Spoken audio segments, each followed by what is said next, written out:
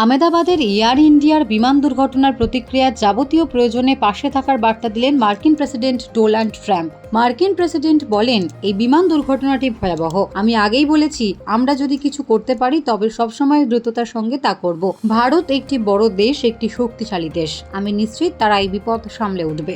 তবে আমি তাদের জানিয়েছি যে আমরা যদি কিছু করতে পারি আমরা অবিলম্বে সব রকম সাহায্য নিয়ে সেখানে পৌঁছে যাব। এটি একটি ভয়াবহ দুর্ঘটনা। মনে হচ্ছে বেশিরভাগই যাত্রী মারা গিয়েছেন, সম্ভবত 2 জন বেঁচে থাকতে পারেন। কেউই ধারণা করতে পারে না এটি কি ভয়ঙ্কর হতে পারে। আমরা বিমানটি দেখেছি, দেখে মনে হচ্ছিল এটি বেশ ভালোভাবে উঠছিল। কোনো বিস্ফোরণ ঘটেছে বলে মনে হয়নি। কেবল দেখে মনে হচ্ছিল ইঞ্জিনগুলো সম্ভবত শক্তি হারিয়ে ফেলেছে। এটি একটি ভয়াবহ দুর্ঘটনা।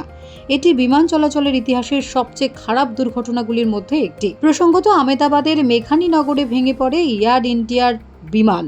বৃহস্পতিবার দুপুর 1:39 সর্দার বল্লভভাই পটেল আন্তর্জাতিক বিমানবন্দর থেকে ওড়ে AI-171 বিমানটি।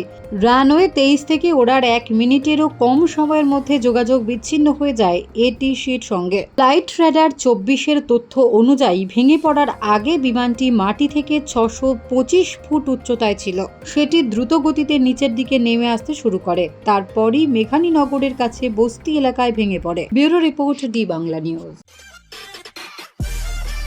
সব খবর সবার আগে পেতে আমাদের চ্যানেলটি সাবস্ক্রাইব করুন এবং পাশে থাকা বেল আইকনটিতে ক্লিক করুন।